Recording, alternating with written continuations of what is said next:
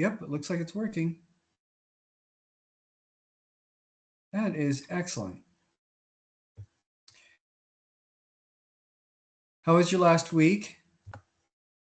Good. Good. Nice.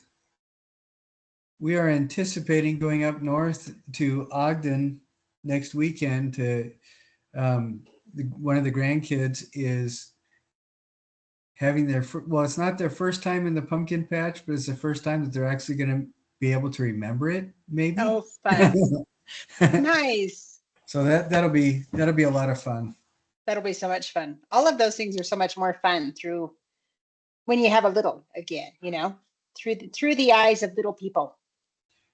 I'm really grateful. My daughters are weird enough that they enjoy doing that kind of stuff as adults, and Nice. it is so much fun to see them see the world through their eyes in their 20s and early 30s, but normal people don't do that. It's Well, mostly sounds like a fun group to go with. Cool. it's mostly for little kids, so it'll be. And this guy's parents are they are very open to trying new things and do different and have fun in different ways, and it's just really enjoyable to see what they do with him. Nice. How old is your grandson? This one he'll be 3 in November, I believe. Nice. And so he's at the age where uh, he does not understand why everybody doesn't want to do it his way. Yeah. And I'm at that age too, so that's I just was perfect. going to say, I don't know if that goes away. Oh, fun. Well, I am. I realized that I did not change the due dates last week, so I went through and made that change. And people have emailed me. I've said, yeah, no, it's no problem. And what I wanted to do today is just quickly look at some of those um, structure and skin things again, because I think there were maybe a couple more that were turned in from last week, and I just wanted to double check that. And we do have a couple PowerPoints that look pretty good that I wanted to watch. And I also wanted to go over the quiz. Okay. For the carving. And I'm thinking that we'll do that probably in the reverse order. So I want to go over the quiz first. And if that sounds okay with you, and whatever questions you have, please go ahead and let me know. Sounds good. All right. So let's find the quiz first. All right, here we go. Oh, I guess before going into that, somebody else had questions, and I don't know. I don't think I can share this screen, and it will be different for everybody. But somebody was asking, how do you record on a Zoom call? And if you start a Zoom call, you have control over it, and up above the main screen, towards the right-hand side, there'll be a list of about 8 different icons, 8 to 10 different icons. And the icons start with chat, which is a little speaking bubble with 2 little lines. The next one is people with a little silhouette and then the number of people involved. There's a hand with raise underneath it, a smiley face with react, view that has some sort of icon with like split screen or something representing how you're going to see people.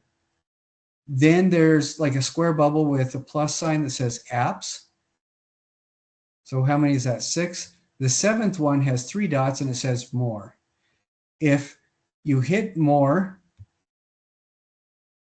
what you should see is a menu that pops down below that has record and transcribe, meeting info, video effects, audio settings, language, etc. But the top one should say record and transcribe. Mine is a little bit different. Okay. Mine says meeting info, video effects and settings, audio settings, language and speech and settings, but I don't have a record and transcribe. That's because you did not start the meeting. Because I didn't start the meeting. That's No. sorry. So, Duh. but that's a really good point, because if you're Thank not you. finding it, you need to make sure you're the one starting the meeting. So Perfect. if you are recording this for your PowerPoint presentation or anything like that, you have to make sure that you're the one starting the meeting. Okay. And then when you hit the three buttons that say more, the top one will be record and transcribe. Then when you Perfect. hover over that, you have the option that says start recording and all that, and you can do that. Then when you are all done, you'll go back to the calendar page on Teams. You know, after you've recorded your PowerPoint and you hovered over that more button, or you clicked on the more button again, and you hovered over record and transcribe and hit the stop recording. It usually takes about 5 minutes, but it'll record that and tell you it's recorded that. And you find that by going to calendar, double clicking on the event that you just did. And then you will go to, I believe it's either chat or file. And that will pop open. Let's see.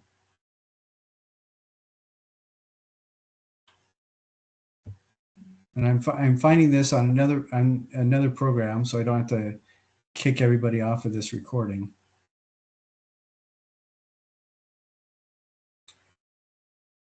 So if you go to your Teams icon, you hit calendar, you'll have a blue square. So you'll have to do a new meeting type thing on your Teams. And after you've done that, you'll have a little blue rectangle, blue square.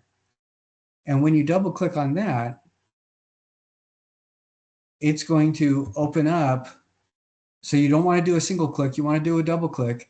And it's going to open up a screen that at the top will say the title of your meeting, and then chat, details, scheduling assistant, meeting whiteboard, Q&A, all those kinds of things. You want to click on chat. And when you click on chat, after your meeting recording has posted, you're going to go to the three dots at the top right-hand corner of that screen. And when you hit those three dots, at the very top, it'll say open in stream. And when you open in stream, that's going to open a new window in your search bar. And in that new window, you'll have a right pointing red arrow that then says the title of the meeting you just did. And immediately underneath that, you'll have a little house.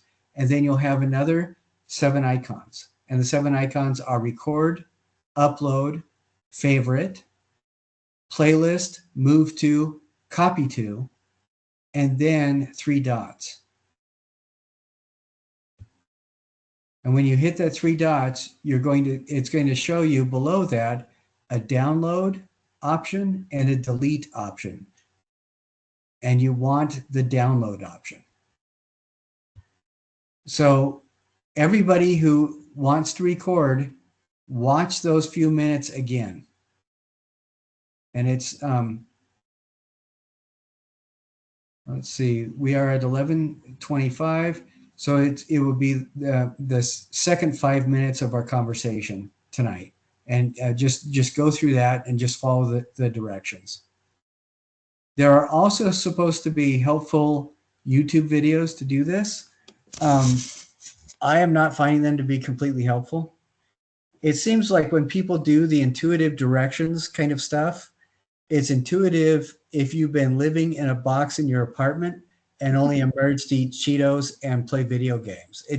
I don't, for those of us who are artists and work in the real world, it doesn't seem all that intuitive. But you do what you can. So if anybody has any questions about how to record that, go back and watch the first 10 minutes of tonight. And after I say what I'm going to be doing, then I go in, I think it's about 5 minutes to 11 minutes of the start of the video that I talk about how to do all that. So, and it's, There are other ways to do it, and there are other ways to find the recording. The important thing is to make the recording, and then if you're having a hard time finding it, call UVU on-campus tech support, and they can walk you through finding that file if the confusions that I gave are too crazy, or if your interface does not look like mine. Mine is just the default interface. I haven't changed anything because frankly, I'm terrified to. If I start changing stuff, no one will be able to find it. All right. So I hope that is good for everybody who needs to record. If you do need any help, tech support will help, and there are other options too.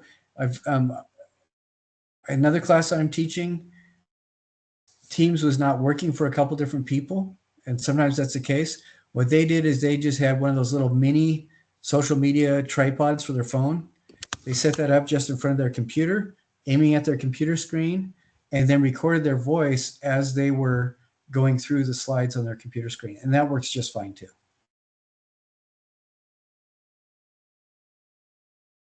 All right. You ready for the quiz? Have you already taken the quiz? Good question. I feel like I have. Okay. All right. If you've already taken the quiz, then that's great, because then we can pretend that this is a conversation between us that was not scripted at all. Okay. I just want to go through each of the questions. Oh yeah, I have taken it. Okay, and we'll just talk about each of them. Okay. So, what is the difference between form and shape, and why? And this, for the purposes of this conversation, we're referring to the text. And in the text, shape refers to 2 dimensions, and form refers to 3 dimensions. So form is essentially a shape in 3 dimensions. And 2 dimensions that we're talking about in art are almost always going to be width and height. And then when we add depth, that becomes 3D and form. Now here, the materials most often used in the subtraction process. What is the subtraction process in sculpting? Removing material. Yeah, it's carving, essentially. Carving, chipping, chiseling, all that. And what we're looking at is historically, what are the 2 things for the last 50,000 years that have been used most often for carving? Stone and wood. Yeah, that's it. And there are lots of other options that people can reflect on, but for the last 50,000 years, that's what people have been using, and that's still the standard, pretty much. Now, this is something that is interesting to me. I have conversations where I'm at right now. I'm about this, and I don't understand why it would be confusing to somebody, but that's because, yeah, I was raised by, I was not raised by normal people. I was raised by engineers. So non-objective and non-representational, a lot of people think that it means the same as abstract. And we talked about abstraction last week a bit. What is the difference between abstraction and non-objective? I believe the abstraction is started out with a reference of an actual object, and it's been abstracted away from that. Yeah, that's exactly it. And a lot of the times people will just say anything you don't understand or can't immediately identify is also abstraction. And I think that that's valid too, because you're simplifying. The big difference is that non-objective or non-representational, and it's right there in the word, they are not starting from a physical reference point, just exactly like you said. And so, for example, non-objective, non-representational are going to be sculptures that reference emotions, or they're going to reference, for example, mathematical concepts. They're going to reference like sine waves, sound, different things like that. And there are a number of painters that started doing stuff right around the late 50s, early 60s, where they kind of fit into the abstraction scene, except they were working with uh, graphics. They were working specifically with letter forms.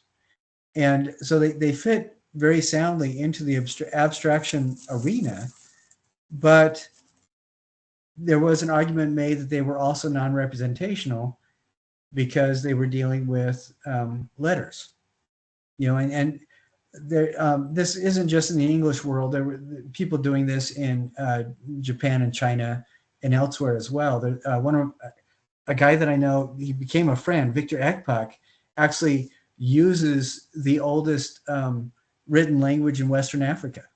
For his, it's Ogwebwe, I think is what it's called, and I think you can argue both ways on that as to, because it is abstracted, you're using letter forms, but I don't know if it's entirely non-objective because you are referencing the letter form. So, Yeah. but that is like 3 o'clock in the morning when you are getting high off of soda pop and cheese puffs, and you guys are having like a really intense spiritual conversations about art nerdy stuff. But I think it comes down to non-objective, non-representational do not refer to any object from our three-dimensional world. That is absolutely true. So now monolithic forms do not retain the closed form of the original material. What are monolithic forms? Lithic refers to stone. Mono means one. So when we're talking about monolithic forms, we're talking about the sculpture in the center of Stonehenge, where it's those stone blocks essentially, or Nambadal, where it's a whole palace that is made of just basalt pillars, naturally occurring as basalt pillars. Those are monolithic forms. And so when it says they do not retain the closed form of the original material, they are the closed form of the original material. They're blocks. So the answer to this would definitely be false. Does that make sense? It does. Okay. Stylized works conform to particular historical style or stress a design characteristic. Is that true or false?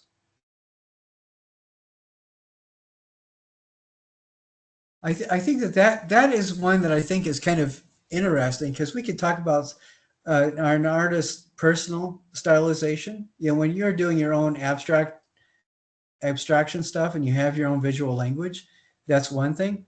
But I think that is covered right here. Stress a design characteristic. You're doing your own thing. Yeah. And so I think the answer to this is completely true. It's a particular historical style or your own design characteristic. I think that's true. Stylized.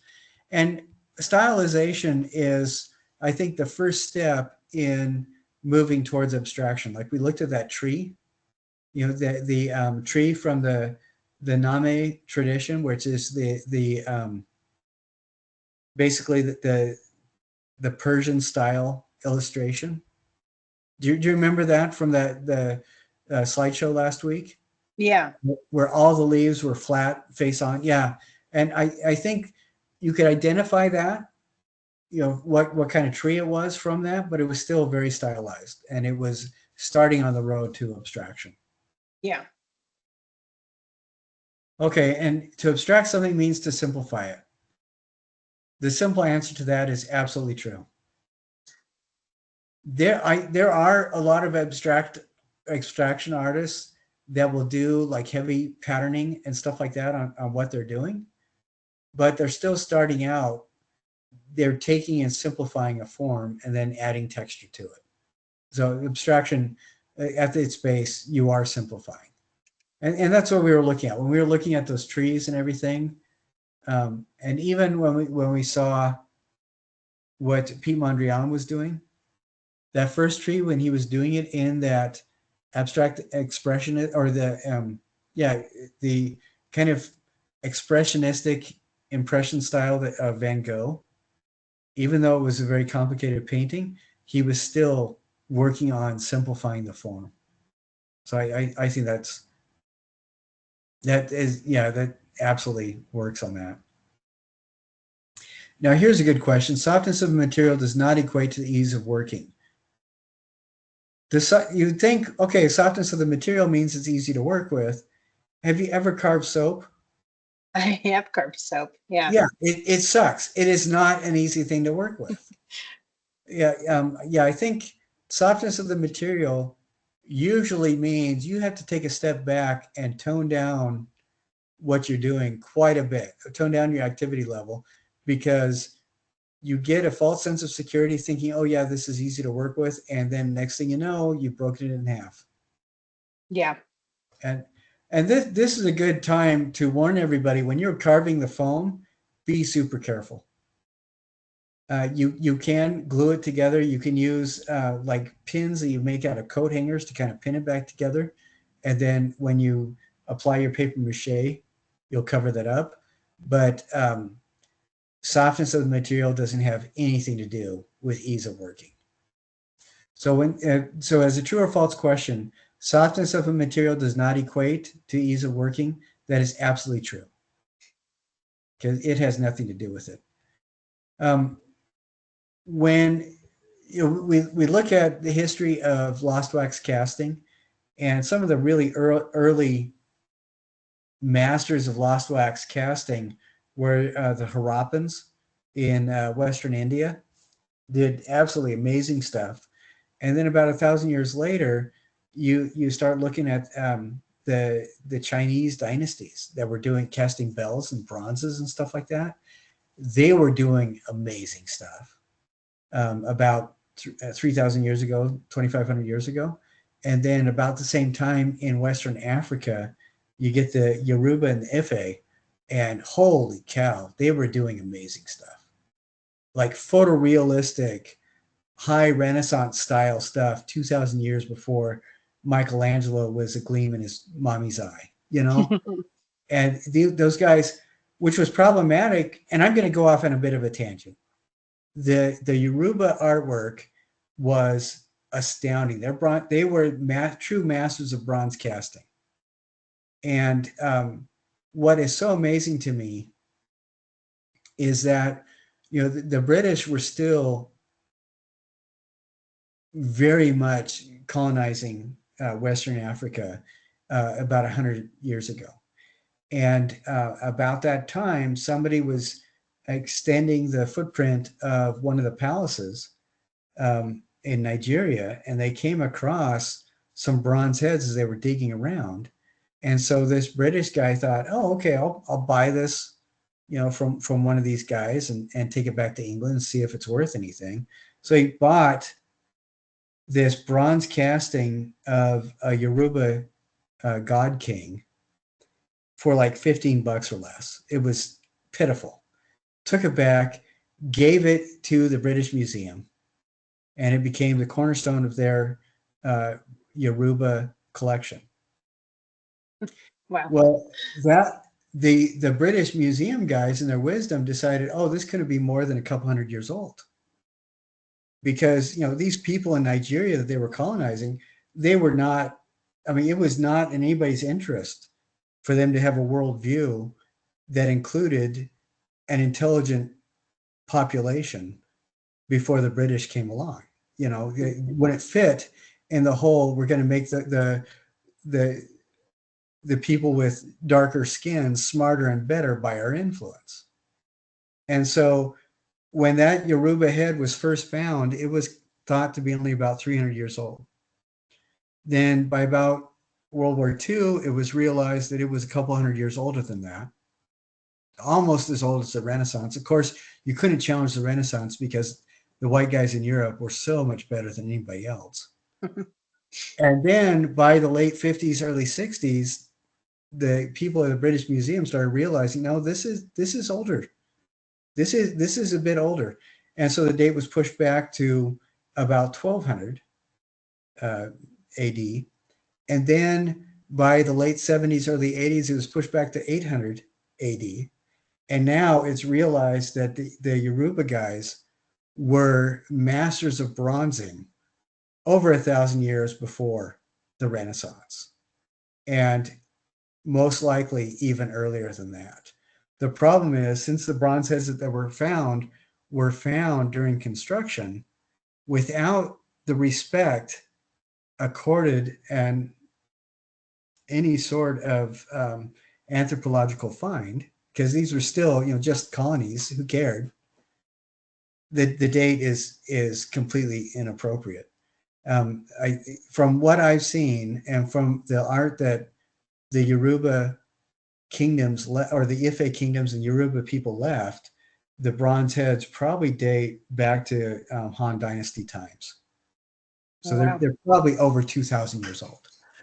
But you're talking about people that understood how to bronze with a level of artistry and perfection that is just astonishing. I mean, by today's standards, it's astonishing, let alone 2,000 years ago. Wow. So, but it's pretty, but it's amazing to me how every 15 years the British Museum kept putting the date back, and still it doesn't fit in anybody's interest to recognize that these folks in Africa that were not Egyptian were still pretty smart. Yeah. It's amazing to me that Egypt doesn't fit in the rest of Africa. It's not considered African, which just it blows me away. Yeah. And I don't know. It's astounding. Anyway, that end of the rant. Sorry. Kind of. Okay. um, it is important. I'm just going to stop sharing that for just a second. It is important that we recognize when we do art history, the way that it is cataloged, the way that we approach it today was established during the Enlightenment. That's pretty much when the contemporary university system was calcified. And so the Enlightenment era, that's where we get the ideas about what became cataloged as Darwin's theory of evolution. The concepts behind that is that it starts as a low thing and goes through the process to become a high thing. The low thing, for example, is shamanistic and animistic religions. And the high thing is a non-anthropomorphic agnosticism, because that's what the white Europeans, men, were following. And that's how the Dewey Decimal System was generated, that same kind of thinking. And now we're finding out when people are actually approaching science from a non-colonial perspective, we're finding out things like, holy cow, evolution is actually driven by the cooperation of the members of a species to survive, not by the most violent and brutal representation of the species. If you ever watch like a flock of starlings as they fly and they change direction with high-speed camera imaging that was actually developed as a result of the Matrix movies, believe it or not. Behavioral scientists are finding out that the flock moves because the birds vote on where they want to go. And so it's a communal process of the flock moving, not just the bird in front. I think that's absolutely fascinating. Yeah. There's a who's the guy who directed Ace Ventura: Pet Detective? Oh, I don't know who directed that. I can't remember his name, but he had a couple bicycle accidents, and he had a really bad problem with it's called concussion, long-term concussion. I can't remember the last word, but it's a condition where people who have recovered ostensibly from concussions will have things like tinnitus and imbalance issues and memory issues for years afterwards that emerge and then go away. And it eerily similar to long-term effects of somebody who's had COVID, for example. But he did documentary, and I believe it's still on Netflix, called I Am, that is really good, and it talks about the contemporary emerging sciences about behavioral awareness. You know, the behavioral sciences, realizing that survival comes from working together, and actually putting numbers on how happiness, belonging, and dependence on a community increases the benefits of medical therapies, which is, you know, that's something that's been known since the 80s. And you probably saw Patch Adams, that movie with Robin Williams. Mhm. Um, he was the first guy in the West to really start helping people get energized about uh, researching that kind of process. But I just think it's really interesting, and all that echoes down through the idea that when we look at art history, what we've got to be aware of is there is a format and a diagram for art history that is separate from the actual art history. And that diagram of art history has a lot of baggage of assumptions that we don't need as artists. Like, for example, that nobody knew how to make realistic forms before the Renaissance. And if anybody wants to actually believe that, just in Europe, go back to um,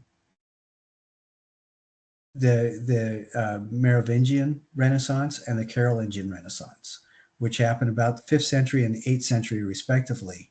And they were very aware of realism and what that meant.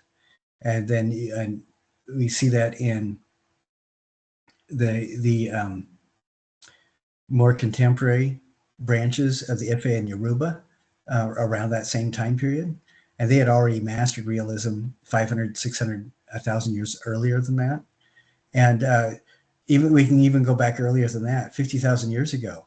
Cave paintings in Europe are so realistic that animals, the subspecies of an animal, can be identified by a biologist from the cave painting. So, you know, and so those kinds of assumptions I think are kind of silly that people have. It's good for cataloging, but it's not so good for realistic observation of what actually happens. It's anyway. I'm not an art historian, and now no school will let me into their program, probably because I've said that. But as an artist and observing, we can see that, you know, and kids. The reason why they don't start doing realistic stuff until they're a teenager is because, like, symbolism in society around the world, symbolism reflects the relative proportionate importance of different things to the society. Like you get the Harappans, Mesopotamians, and Egyptians and Etruscans all felt that there was something really important about the eyes. And so, you know, eyes are enlarged in all of those cultures. And then you also get uh, the head being very important for it's the seat of knowledge, wisdom, and the soul for both the Yoruba and the Maya. And so in both of those cultures, the head is usually about 50 to 30% or 50 to 80% bigger than it would be ordinarily if you're doing just a realistic portrayal. But you look at what the Yoruba people were doing with their photorealism and you realize they're doing that on purpose. It's not because they don't understand. Yeah. And I think it's safer as an artist just to assume when you look at other artists that they're doing it on purpose, because you'll be proven right almost all the time. Important. So a little bit of a side rant, but it is important when you do your critiques later on. Anyway, I should probably, so nobody accuses me of being completely egotistical. I should probably ask for your response. What do you think about that? What is your take on art history and the assumption that our ancestors couldn't do it? And I that think focus. you're absolutely right. I think that um, just as the white male has been kind of centered in all of all forms of art for for centuries. Poetry, music, theater, fine arts. So I think, yeah, it's just kind of part and parcel with the assumption that they did it first and did it best or something. And it's like you said, it's just kind of, it's just, there's some baggage there. And it's interesting you take the white male, because that perception is driven by the market forces that were guided by white males in Europe. Yeah. You know, if we go to other cultures, the epitome of beauty, for example, in Australia 1,000 years ago, is going to be what an Australian looked like, you know, or the epitome of beauty in China or Japan or in Central Africa or wherever. It's going to look like what the people look like. Yeah. Look at Egyptian paintings. The epitome of beauty at one point was having red skin, very red skin. Another point, it was having alabaster skin, and at another point, it was having very black skin. And that a big part of that color change reflected on the is a reflection of the self-identity of the ruling families. You know, Yeah, that makes sense. when the Nubian engineers were in control of northeastern Africa in Egypt, then the epitome of beauty was represented by very black pigment, and it just I think it's really interesting how that varies quite a bit. Which Yeah. and we can we'll loosely tie that into ideas about abstraction and stylization, because it does reflect what's important to the culture. Yeah. I think that's really interesting. I'm so glad we get artists like Betty Saar and Victor Ekbuck and Elana Tsui, who and Nick Cave, who have a very strong sense of self and appropriately feel that they represent beauty. And I think that's perfect. That's the way it should be. Everybody should represent beauty. I'm going to do another side rant. Our family came across a book that was Jesus Through the Ages, and it was 1,500 years of depictions of Christ from around the world. And I remember my dad getting irritated because he was very much a Renaissance Jesus man. You know, he wanted Jesus to look like what the Europeans painted in the Renaissance. And so we were looking at this, and I was getting excited about, you know, the Malaysian Jesus and the Central African Jesus, and I was just excited, super excited. And I remember overhearing a conversation with my parents, and my dad was saying, "Well, no, Jesus looked like this. This, you know, he looked like what Karl Bloch painted. That's who Jesus looked like." And my mom said, "Are you sure? Have you seen him?" I said, "Well, no." And my mom said, "Well, why can't people have the right, if if a Christian is supposed to act like Jesus, why can't people have a right to see him as they want to, see him as they are?" Mm-hmm. And I remember my dad getting really, really quiet. He said, "Yeah, that makes a lot of sense." So from that point on, Jesus looked like whatever whatever we wanted. Yeah. and I think that's perfectly appropriate. I think beauty and Jesus and God should look like whoever is doing the depiction. But that's me, and take it for what it's worth, but that's me. Yeah, I agree with that. Okay, and whoever who's paying the bills, whoever they want him to look like, that's just fine too.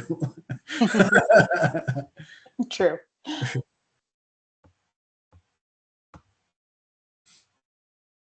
Okay, here's a good one. The highest degree of representation is called superrealism. Is that true or false? True. Absolutely true. Yep. Hyperrealism, superrealism, all those are good. Excellent. Representational figurative forms are those that relate directly to the human body. Is that true or false? False.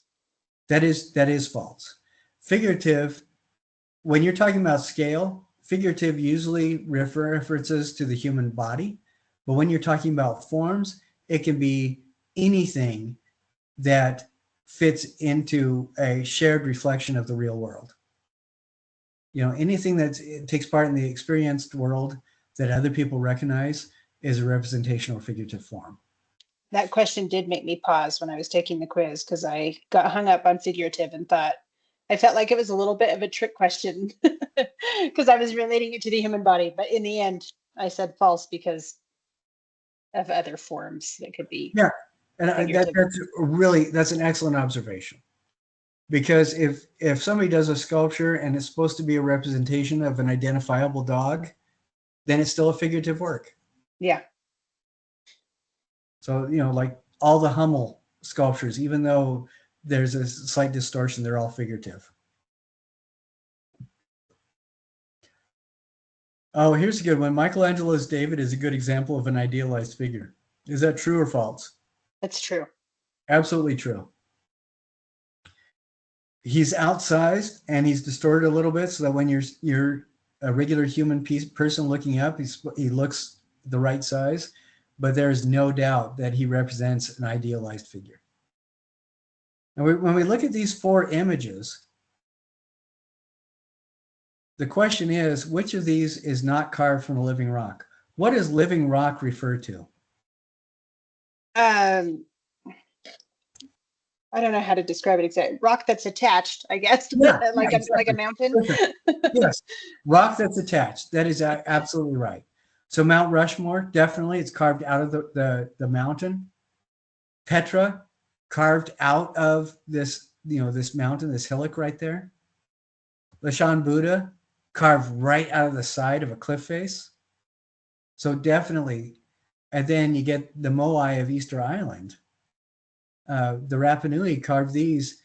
They would carve out chunks, carve, full length body size or full bodies of people, and then Rapa Nui anthropologists discovered a way how to walk these with a crew. These are multi-1,000-pound sculptures, multi-ton stones, and he figured out a way with ropes and just leverage of lots of people how to walk these from the mountains where the blocks were liberated down to where they rested. And that's when they started finding out, or I think it was maybe 40, 50 years ago, people started getting brave enough and digging down and finding out that these guys were carved as full bodies, not just the heads. But I thought that was kind of cool. But yeah, so if we're talking about the only one not carved from living rock, this is living rock, this is living rock, this is living rock. And since the Moai were moved from the mountainside, they were carved out of blocks of stone liberated from the mountains. So yeah, absolutely. Now this, I would like to talk about each of these a little bit. And when I say 1 or 2 sentences, you can do 1 or 2 sentences on each of these dichotomies. What is the difference between static and dynamic? A static form appears stationary, and a dynamic form seems to have movement in the line or angle. Yeah, and I think I think a really good separation point for that is Michelangelo's David is very still. He's standing, he's at rest, he's not going anywhere. You look at Bernini's David, he is in the middle of slinging a stone from his slingshot. And there's a lot of movement. He's biting his lower lip, he's concentrating, his clothes are whipping around him, but it's all frozen in time. It's not actually moving. But that is a really good example of a dynamic form. Now, what's the difference between primary and secondary contours? Primary is the form of the whole object, the shape of the item. Yeah, yeah. And secondary refers to forms that are created on the surface. So a good example of that is Trajan's Tower. So the whole tower would be the primary form, and the secondary contours would be the relief carvings on the surface of the tower that are spiraling up. Yeah, excellent. That's perfect. That is perfect. And that would be if somebody just made live action scenes for each of those scenes on Trajan's column, that would make for a pretty epic movie. I don't know how much of it would be true, but it would be awesome. It'd be cool. Now, interior and exterior forms, I kind of like this because then we start talking about um, really interesting things that happen in this module. Barbara Hepworth is a master of interior and exterior forms. You look at her work, and the exterior forms are those overall shapes, like the egg shapes, the kind of toroidal shapes that she works with, and the interior forms are like the smooth surface, the smooth glazed surface or on the inside of the stone, or the areas where she takes piano wire and stretches it from point to point on the inside of the sculpture. Yeah, I love her stuff. She has it's they're almost meditations on the pregnant moment before movement, and I love her stuff. Positive and negative forms. I think the conversation that we've had about a couple of the pieces by Henry Moore, the reclining figures, I think those are excellent for this conversation, positive and negative. What is the biggest difference between positive and negative forms? Positive refers to the solid area, and negative is the shapes that are created by the negative space. Yeah, and I think it's one of those examples of vocabulary being invented so that the art historian has a job. Because the negative spaces, the negative forms are essentially everything that you didn't put in there, which sometimes is important, especially if you're doing a commission where you're doing like game design, and you have to be aware of both the character that you've created, the forms that you've created, as well as the background. Um, like Blue-Eyed Samurai is really good about this.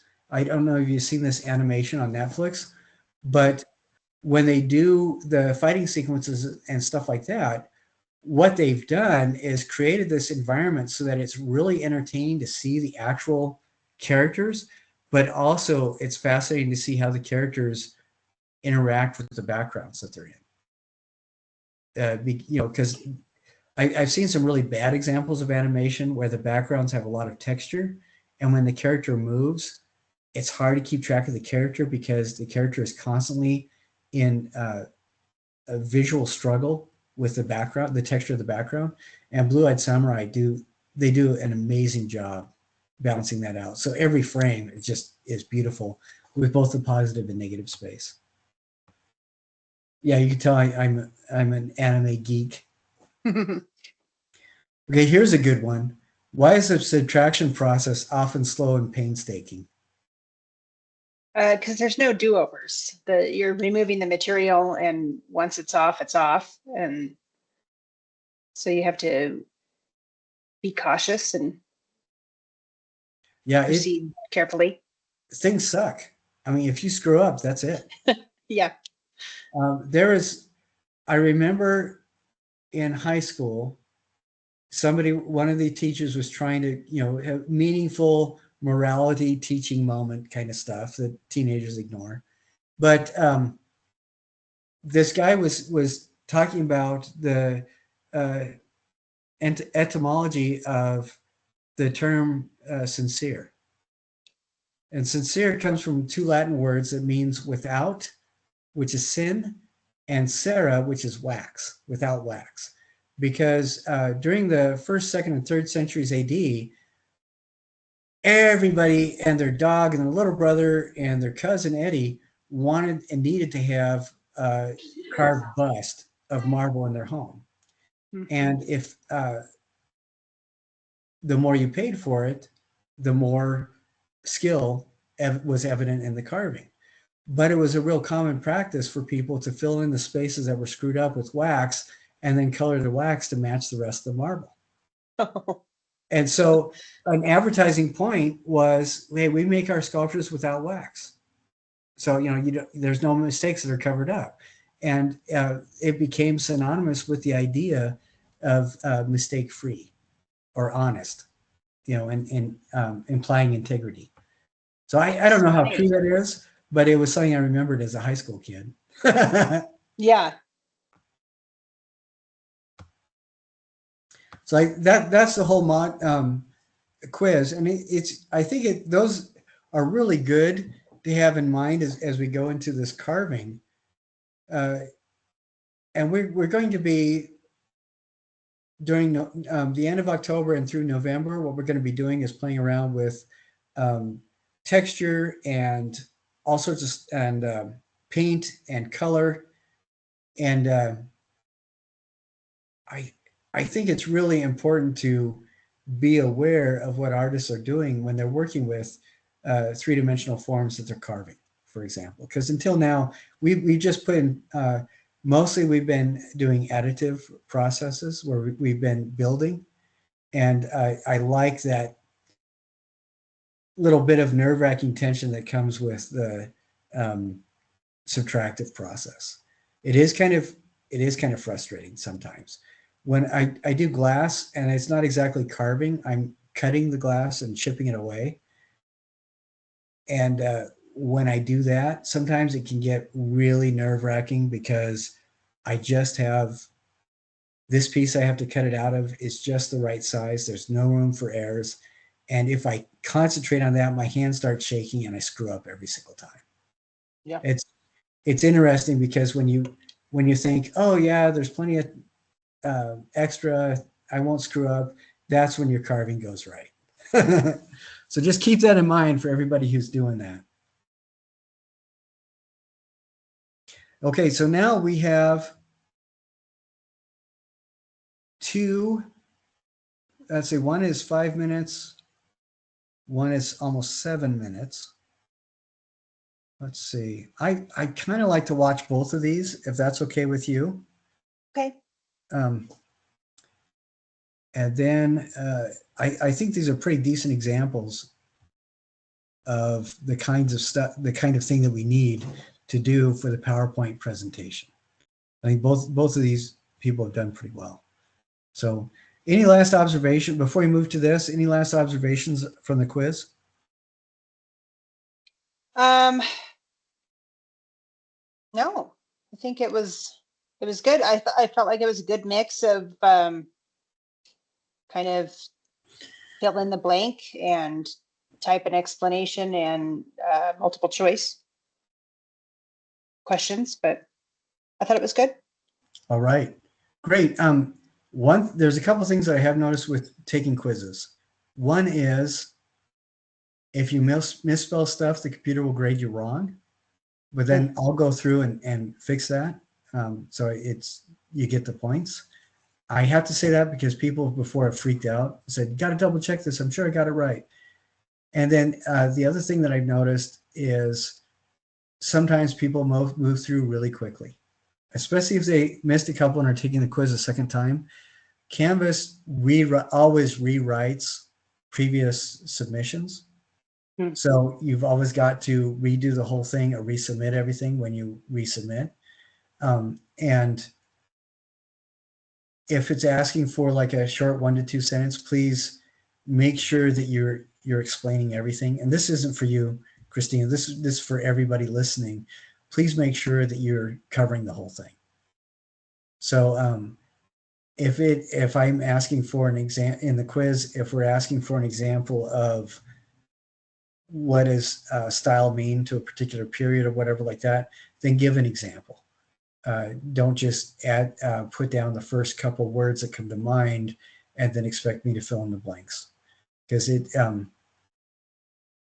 I don't want anybody to have to write paragraphs when one sentence will do, but please do complete an idea when you do your answer. It helps me, and because a lot of the times I may take off a couple points and they say just resubmit, and you can clarify that later, but it might save time just to um, complete the thought.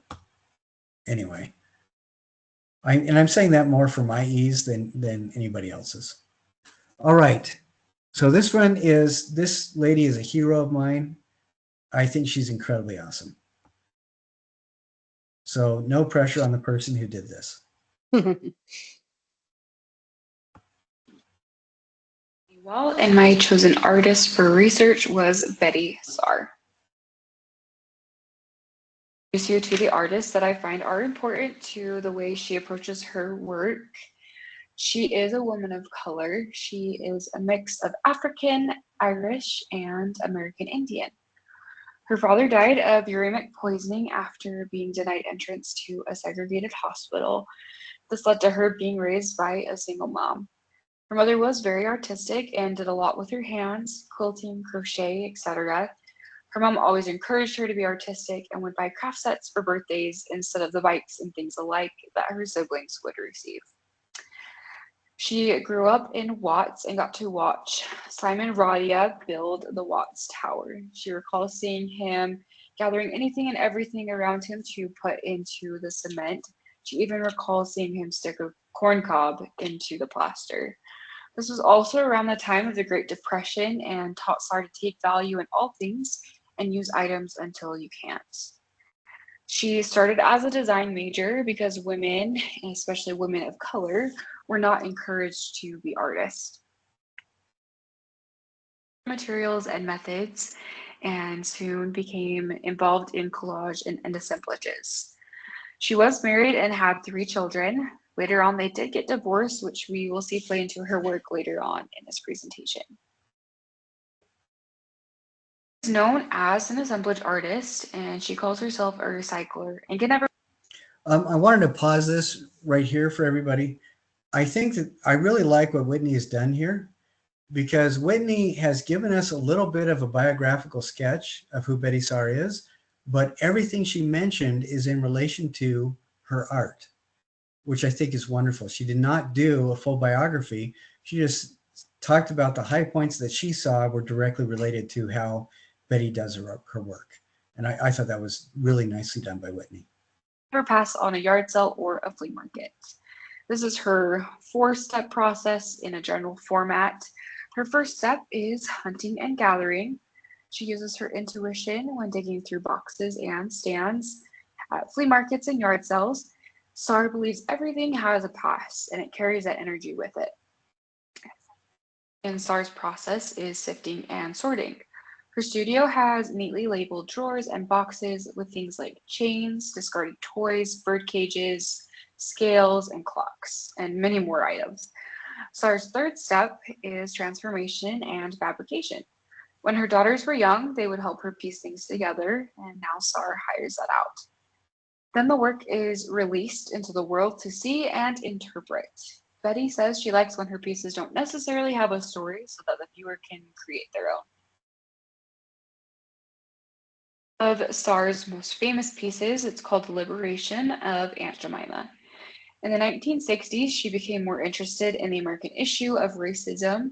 The murder of Martin Luther King Jr. really angered her, but as a mother, she couldn't walk the streets and protest, so she decided that she would use her art as a weapon. This is when she began to use derogatory images of Black people to confront this issue. She made Aunt Jemima in this piece as a warrior. You can see that she's holding a rifle in one hand and a broom in the other. And she says that racism obviously has not gone away, so she's going to continue to recreate things that confront this issue. One of her more famous pieces called The Legend of Black Girl's Window, and it is considered a self-portrait. It's a project from 1990. The 9 panes above are represented as tarot cards, and Betty Saar is depicted as the West African storyteller in the larger pane below. So I will briefly go through the 9 panes and explain what each one means. So the top 3 panes are the sky. It shows her interest in astrological signs and Greek mythological characters. Since childhood, she has been fascinated in the mystical and occult. This can be seen in the symbols on her hands with interest in palmistry as well. And you can see that the crescent moon and the 6-pointed star are repeated above her as the West African storyteller as well. Pains, Betty Saar explains as explicitly about her life. The first pane, which I've blown up on the bottom left, is depicted as her parents. She actually found this in a greeting card and it reminded her of her parents, so she decided to incorporate it into this piece. Pane confronts death and racism. Difficult to see in this image, but in the bottom right of that pane, excuse me, is a black skeleton, while the larger skeleton is white that's controlling. And then the third pane is in reference to phrenology. This has since been debunked, but it was used to show the inferiority of Black people. Panes, starting with the bottom left, is the lion. That is Betty's astrological sign as a Leo. The center one is a picture of her ancestor. She explains that she doesn't really know where her lineage goes from her mother's side, so she plays a lot into the idea of not really knowing exactly where you're from. And the bottom right pane of the eagle, I've also blown that up, has the word love across it. And she talks about the fleetingness of love. At this time, she was going through a divorce, and this obviously played into her work. Still living, she is currently 98 years old and obviously still busy making work. Shown on the right is a picture from her exhibition titled The Black Doll Blues. It includes black dolls that SAR has collected through the years that confront the derogatory depictions of African Americans, and it shows the evolution of those depictions as well. And she's paired those with the watercolor series that you see behind on the wall. And she does currently have an exhibition at the Huntington Library Art Museum and Botanical Gardens. This exhibition is called Drifting Towards Twilight and will be on exhibit until next year. Comment when she was speaking to a reporter in relation to her work Liberation of Aunt Jemima, and talking about why she was using derogatory images of Black people in her work. She said, that became my theme, taking the negative and making it positive.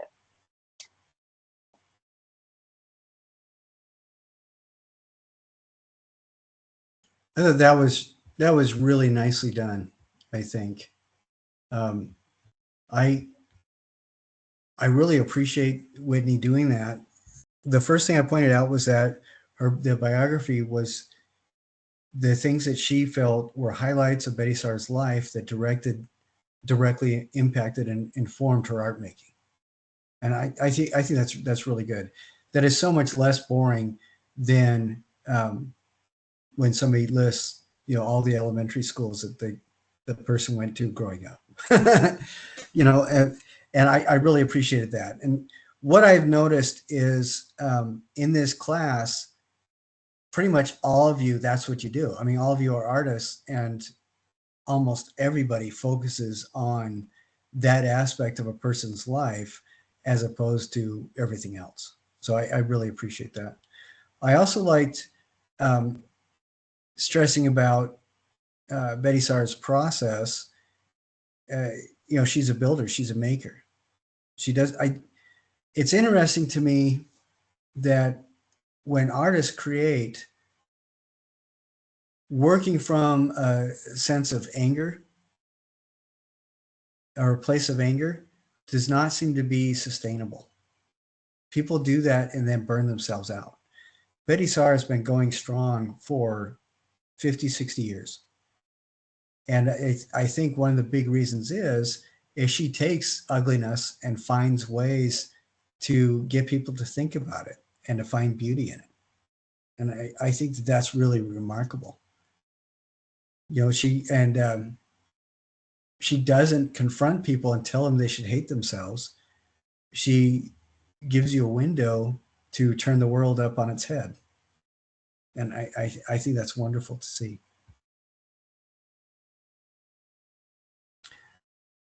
Okay, here's another guy that another artist that I think is really remarkable.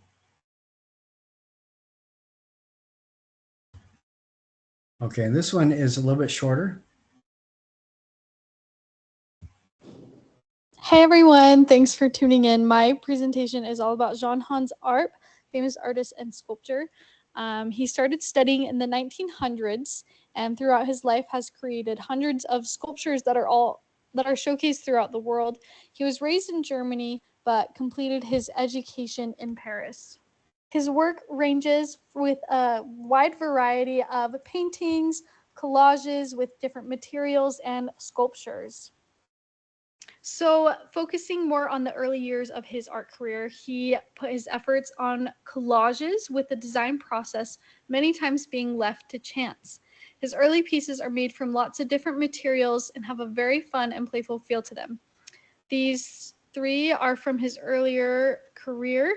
The first one is titled Shirt, Front, and Fork, and the last two are actually untitled, but can be distinguished by the extreme randomness that he used to create them. Now, with the way he worked on his art, he does have a lot of untitled pieces and a lot of pieces that are similar. So this piece being titled Constellation with 5 white forms and 2 black, variation 3, because there is so many similar to this, but each of them are different and distinct in their own ways. This was created in 1932, and the medium is oil on wood. What I enjoy most about this piece is how you can look at it for a while and see new things every time. This would be one of my favorite pieces of his that I wanted to review. It is titled Growth. It was created in 1938 and it is made with marble. And I think it stands out to me so much because of the shapes and the twisting. And you can almost imagine a figure in this, but it's still so abstract. There's so much left to the imagination. And I love the elegance of this piece and how it flows and ebbs with itself. Another one of his pieces I wanted to show and talk about is this titled Head and Shell. It is polished brass, and this was created in 1933. What I loved learning about Jean is that as he worked in the sculpting process, he never really had an intended result. It kind of was a flow to get to where the end was, which is why a lot of his pieces are left untitled because he wanted it up to the imagination, but he ended up naming some of them, and this one, Head and Shell. Now, this piece is titled Overturned Blue Shoe with 2 Heels Under a Black Vault. Quite a name for a piece that seems so simple, but I really see the significance of this. This was made in 1925 out of painted wood. A lovely quote from John says, I looked for new constellations of forms, such as nature never stops producing. I tried to make forms grow. I put my trust in the example of seeds, stars, clouds, plants, animals, men, and finally in my innermost being. So in the 1920s, John and his wife and fellow artist Sophie were commissioned to redesign a historical building, the Aubette in France. The idea was to bring an old building from the 1700s into the modern world with abstract ideas, color, and illusion. Jean and his wife worked to create the interior and more. While Jean is more widely recognized for his work, his wife seems to be forgotten about, but her work stands for herself in this building and her own individual art career. However, the tragic loss of Jean's wife took a very large toll on him, and he stepped away from creating art for a while. After a few years, the world had thought he had disappeared, but he came back with a new and even more connected style. He began connecting more with nature in his art, as seen here. This piece he made in the 1950s, and it's a bronze sculpture called the Cloud Shepherd. Jean had a very personal philosophy to do with art in that he focused on breaking boundaries and connecting with nature and oneself. He also loved the idea of freedom and purity, and it is clearly shown in his work, and it all ties into how he grew up and his lifestyle. With art specific style and his focuses in his career, he became known as one of the founding fathers of the Dada movement in abstract art. And the Dada's purpose was to challenge social norms and traditional art values and to create a new art form. Jean has a very specific type of art that is all very connected to nature, to Mother Earth. And this quote perfectly sums up his style of art and his personal beliefs and how art should be made. And I just wanted to share that art is a fruit that grows in a man like a fruit on a plant or a child in its mother's womb. John Hahn's art surely made an impact in the art world, especially to do with sculptures and abstract designs. So thank you for listening and watching. These are my sources I use, mostly artistic critiques and some simple biographies about John Hahn's art and his life. Thanks for tuning in.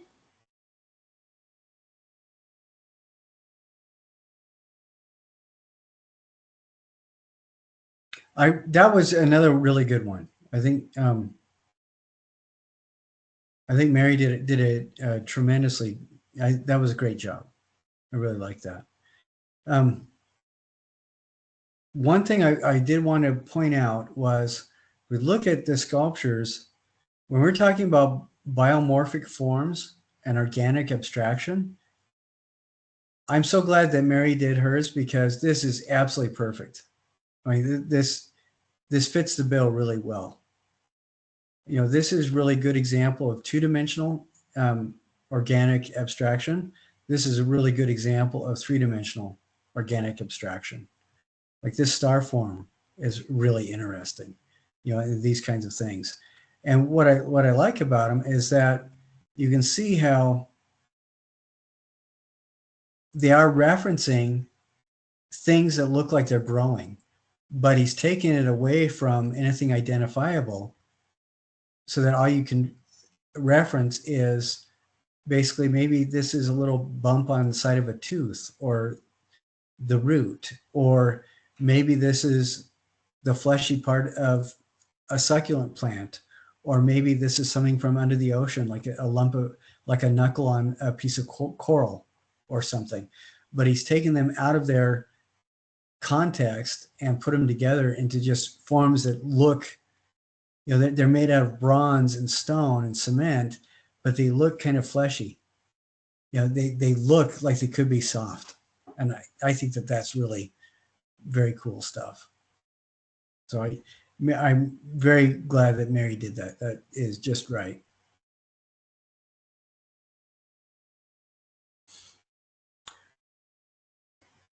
And again, she's talking about, she didn't go into an ad-length biography on art, but just talked about the things that impacted his art output. And I think that's great. I love that. So what did you think about this one too? I enjoyed it. I liked that she shared the pieces that she enjoyed and said what she liked about them. I thought that was kind of a nice touch. What kind of gave me an idea of what drew her to that artist and his body of work. And I thought that was kind of nice. Yeah, very nice. And you can kind of see the Dada in his work. And it looks like he's also influenced by the Bauhaus, you know, especially when they did that French building, the redesign of the French building. That was really cool. Now it makes me want to find out about his wife and what she did. That's pretty neat. All right, well, those are the main things that I wanted to cover today. And I'm just going to look really quick. It doesn't look like we've got a lot of new stuff for the structure with skin.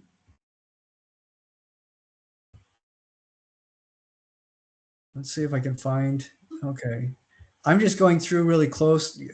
Oh, actually, I'm going to share the screen. All the things that I've already looked through, we've already seen before. So I'm going to share the screen and we'll just go through this really quick.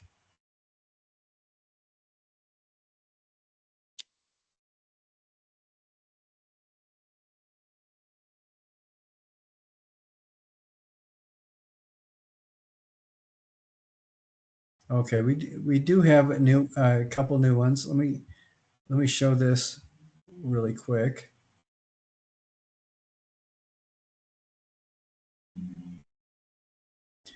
Okay, looking at this one, you can see this, the blue with the blue paper.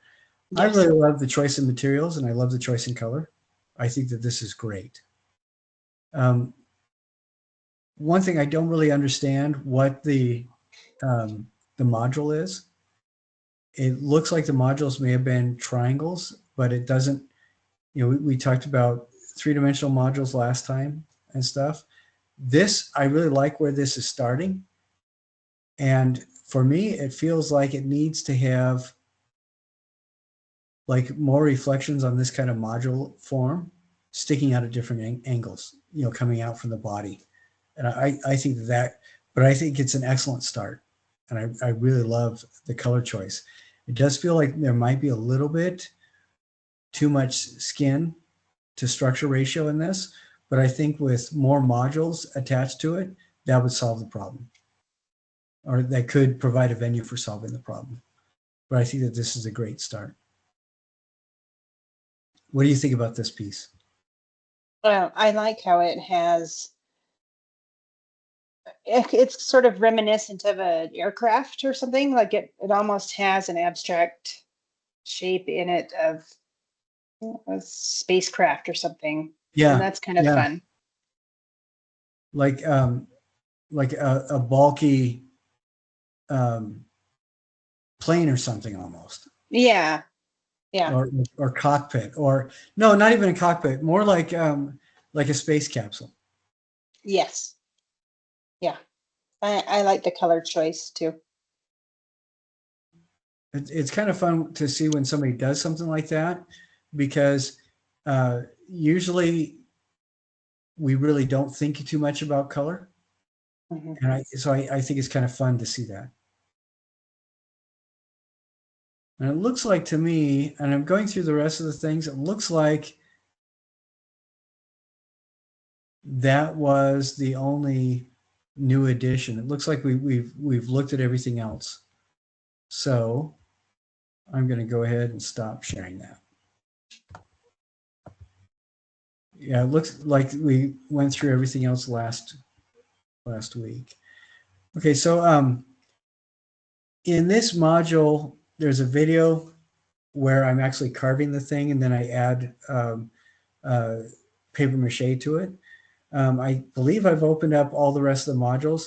What I want you to do is carve the thing first, and then the next step will be applying paper mache to it.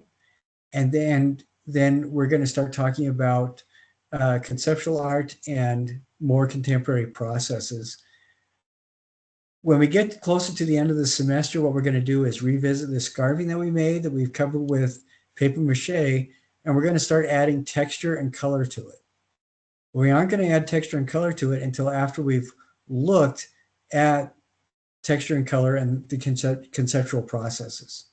I think that's important because I have had people try to do everything all at once, and they were disappointed they did not get a very good grade because they didn't learn what they needed to, because they didn't go through the color and texture processes. And you notice I think that module is you're making 2 cubes that have textures and colors, and that's a really important thing to do before finishing off this. I call it the mighty Voltron because you're putting many sculptures, you're putting many things together, and if you want to, you can take your wire piece and add it to your carving later on as well. And we'll talk more about that next week when people come back and recover from things they may or may not have done during the fall break. But any questions or anything like that for me? Because I think we're all done with everything I needed to cover. Is there anything else that you would like me to talk about? I watched the video where you carved the foam and you made the paper mache, and I cannot remember. You had the powder that was included in our kit, and you also added water, and you also added glue. Is that right? Yeah. Okay. And believe it or not, the mixture is not really something that you need to carefully measure. Okay. What we did do is you might need a bigger container to mix it all in, and I would definitely mix it in a container that you don't want to keep and treasure forever. Okay. I would probably mix half the glue and half the flour, and then just pour water in so that you have, you want it to be kind of like a melted milkshake texture. So Okay. it's kind of thick. And I would recommend getting some latex gloves and mixing it and kneading it with your fingers, and then letting it sit for a while and then kneading it again, and that will get out a lot of the lumps and bumps. Okay. And you want to get as much of that out as you can. And when you start doing your paper mache, you can cut strips of newspaper, of course, but you can also cut strips of paper towels Okay. and whatever you want to do. And what you're going to do is after you do your carving, before you paper mache, you're going to turn the carving in, and so I can make comments on it because it needs to have that kind of organic feel to it. It needs to be smooth. I've had people turn stuff in after paper macheing that was still way too angular, and it makes it really frustrating. Okay. So on this step of the process, we just carve the foam and turn that in, and then Right. the paper mache will come in a future assignment. Right. Yeah, you Okay. want to do paper mache after you've done the carving. Okay. And, Perfect. I did put back the carving a week. I hope it doesn't.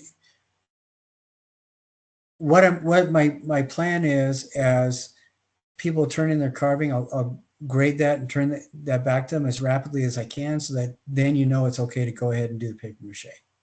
Okay. And there may be things like you need to sand it down, you need to smooth out the edges and stuff like that. Do that before you do the paper mache. Okay. And then with the paper mache, you'll need to do at least 2 layers, and you'll need to sand between them so that when you're all done, it is really smooth. We're using wood glue because when it gets all dry, it is very sturdy. If you don't want to you don't want to pour this down the drain, you don't want to do anything like that. You want to make sure you clean it up immediately, because otherwise, whoever you live with will hate your guts. Okay. So How long do it's very you nasty. recommend letting the layers dry before you can sand them? I would say a day. Okay. Yeah. And yeah, I would finish that, smooth it out, make sure that it's as smooth as you can get it, let it dry for a day, then go back, and you'll know that it's dry enough to sand, because it will not feel cool to the touch. Okay. So, all right, good. Any further questions today? That's it. Excellent. All right, then I have covered everything I need to, and we've answered everything we need to. Feel free, as soon as you are, if I don't grade your resubmission right away, let me know. I'm trying to get everything done this week so everybody knows where they stand. But again, everything is honestly due at the very last day of the semester.